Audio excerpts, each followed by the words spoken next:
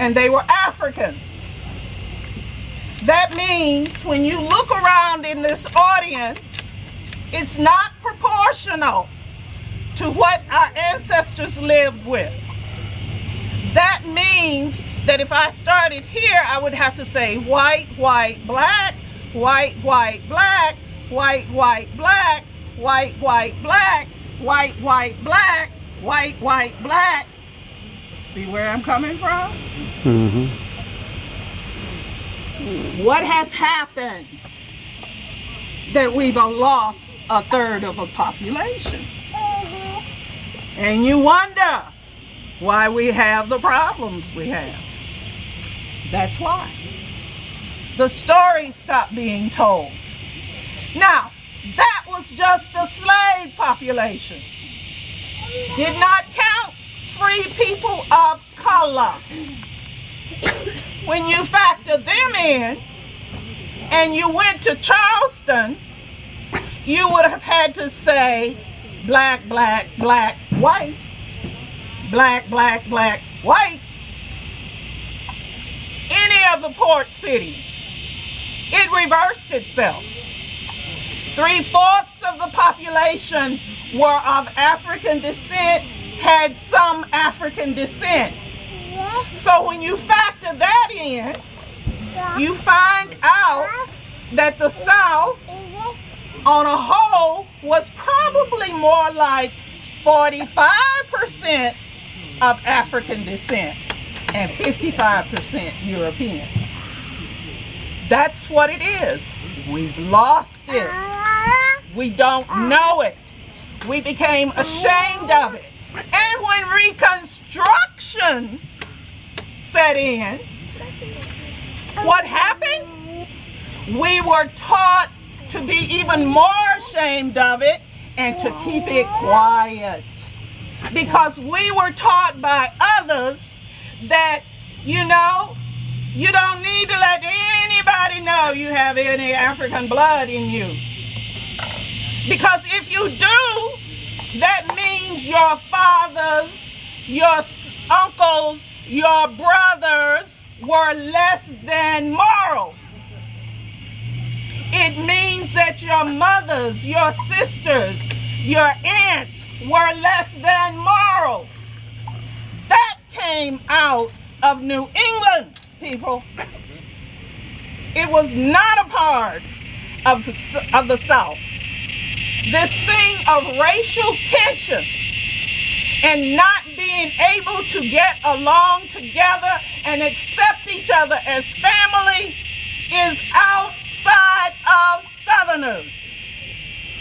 Amen. Amen. That's right. Amen. We want the truth, right? Amen. Sometimes we only want a portion of the truth. I'm going to give you a little more of it. Not all of it, because it's not enough for one person to give. I'm going to pass these two pictures around. I want you to look at them closely. Hopefully, you will look at them together. Okay? Anybody know who this is? It sure is. And the lady next to him? Verena Howell Davis. Okay? I'm going to pass it on. Please pass it as a unit. Because we're going to cure. I promise you, if we share the story right, nobody will be radicalized. But we got to share the story right. I promise you that all of our children are in danger of being radicalized. Not just mine, not just the ones that look like me, all of them. There are radical groups out there that would destroy us, separate us along racial lines, along religious lines. That is not the Southern way. And if you attend some group that tells you that you need to hate somebody because of the color of their skin, you need to get rid of somebody because of what they believe religiously, they are practicing something other than what our ancestors practiced. And when they tell you and me that if you stand for the Confederacy, if you raise the Confederate flag, battle flag with pride, that you are a racist, you let them know you don't know Southern history. Because you see this? You know what this is? Menorah. It's a menorah of what faith? Jewish. Jewish. The Secretary of State. The Secretary of War. What was his name? Benjamin. Always forget his last name. Benjamin Judah. I don't know what. I'm bad with names. Okay. Okay? Judah Benjamin. Thank you. I never said I didn't need help. Judah Benjamin, especially when I get excited, honey. It'll come all out backwards. So if it comes out backwards, holler it up. Yeah, that's right. That's what I meant. Right here. He was a Secretary of War. He was our Secretary of State. When the Union Army didn't even want Jews in their army. And when they captured the cities, many times they ran the Jews out. Okay? See this emblem? It has Jesus on it. What faith? Catholic. Christianity. Catholic. If I had another cross without it, it would be Protestant. And during the Revolutionary War, Jews, Catholics, Protestants, and believe it or not, some Muslims fought in that war. Because our ancestors, especially those in Charleston, go back and Google the Charleston Constitution. They put in there, we want everybody to come. We don't want you to stay away because of what you believe. We want you to come. Some of us, many of us, practice the Christian faith. But we will not keep you from coming because we do.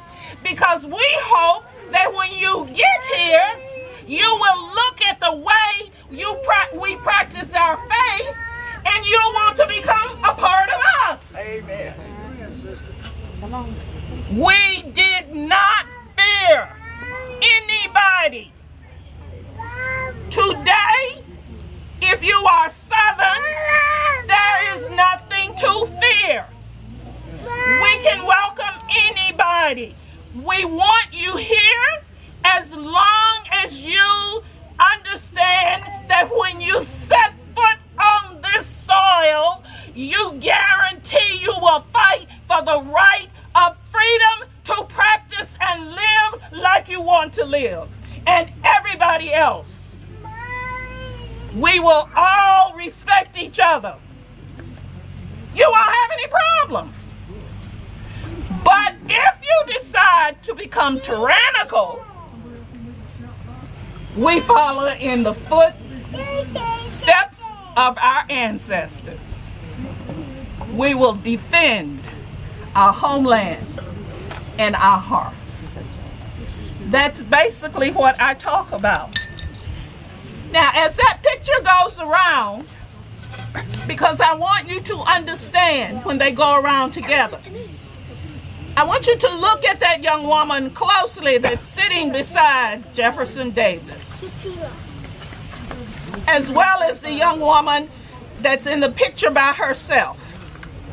When you put them close together, you almost think that the young woman that's in a picture by herself looks like an older picture of Verena Howell. But the young woman in the picture by herself is a woman of African descent. She's a woman of African descent. Verena Howell was never accepted by Richmond society. The grand ladies of Richmond called her a mulatto. Do you know what a mulatto is? It's a person of mixed race, always with some African blood. That's what a mulatto is. I'm a mulatto. Oh, got lots of mixes. They called her, if they wanted to be nice to her, they called her a squaw, because it wasn't quite as insulting if you said, oh, she's Indian, as if you admitted she had of African descent too.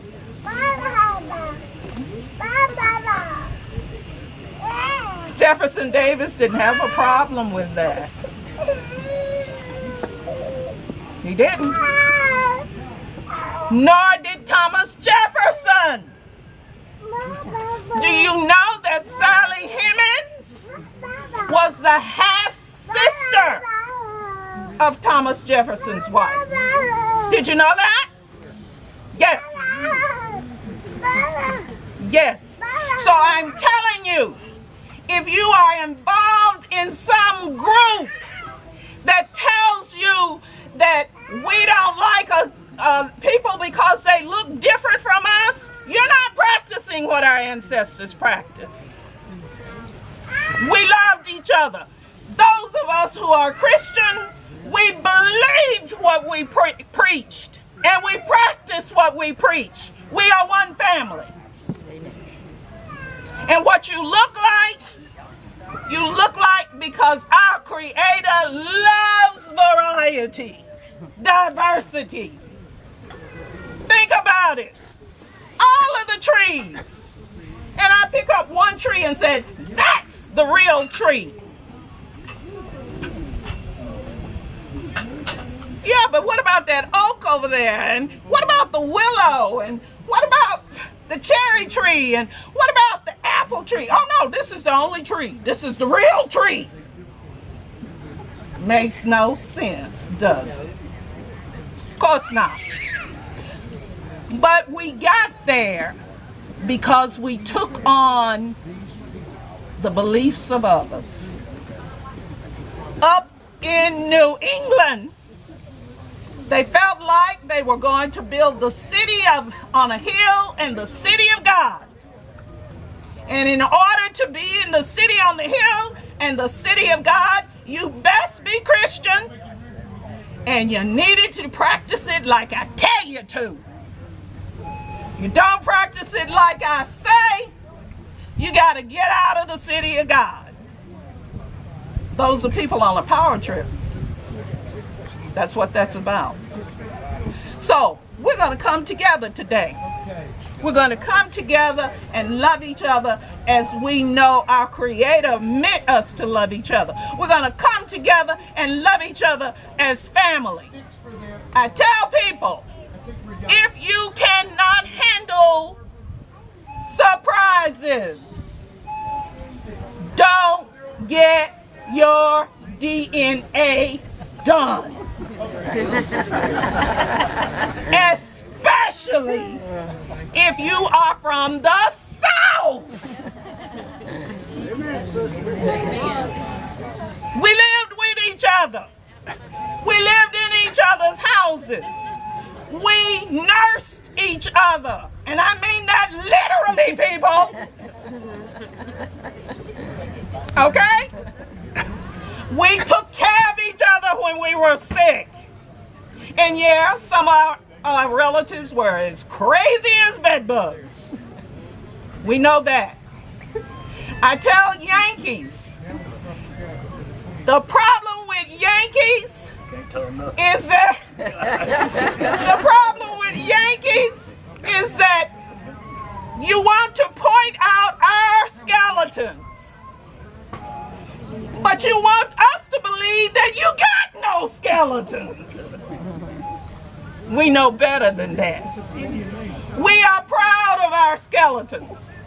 We are proud of all of our people. We even love the crazy ones. How do you know?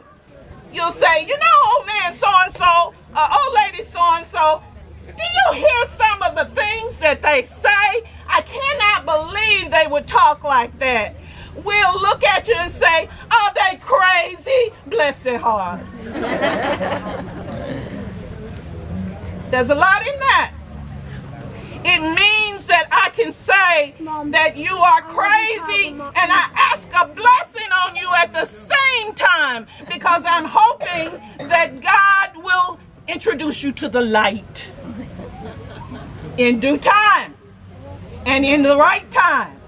So we embrace them all.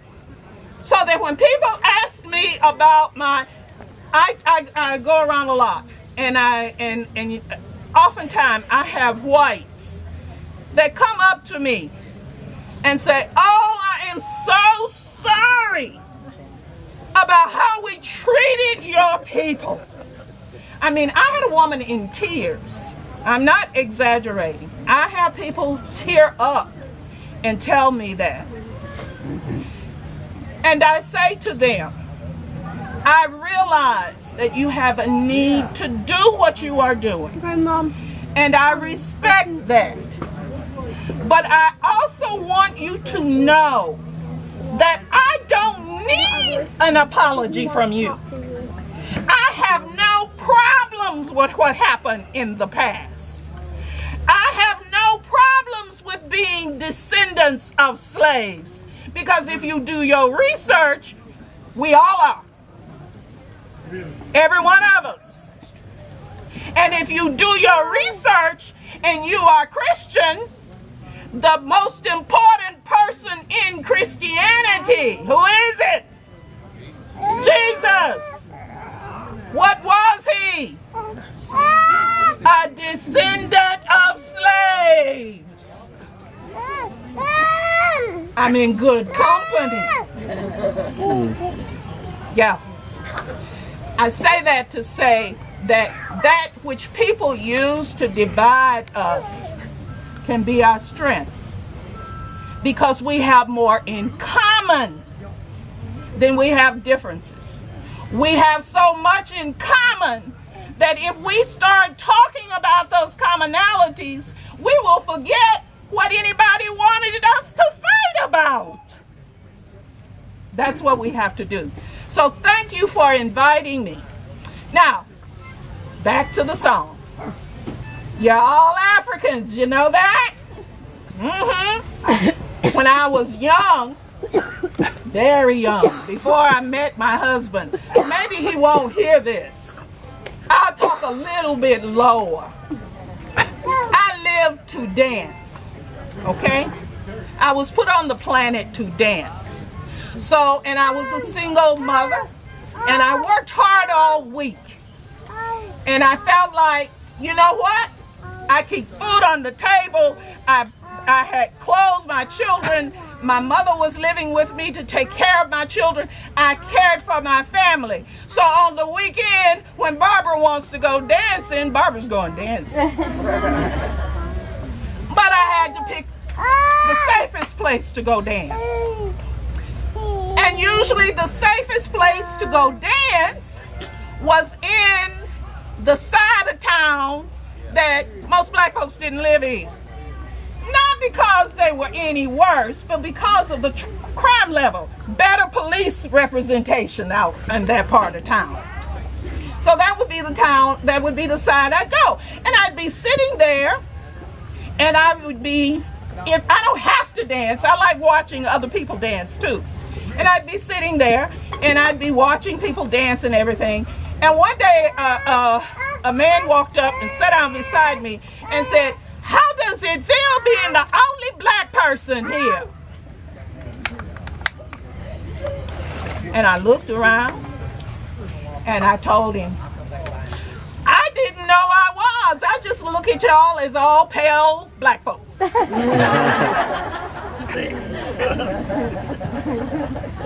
So we are one family, is what I'm saying. So I'm going to sing a song to you.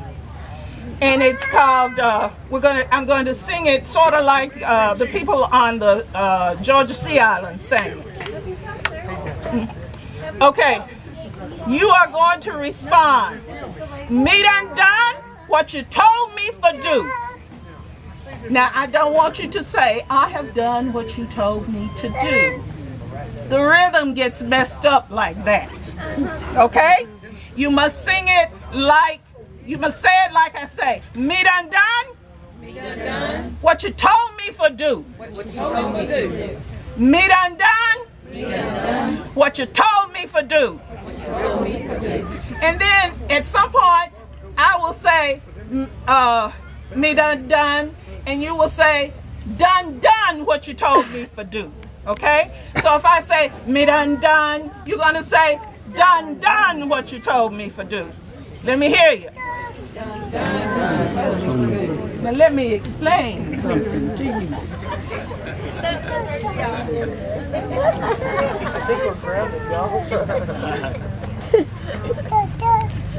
Africans are loud folks.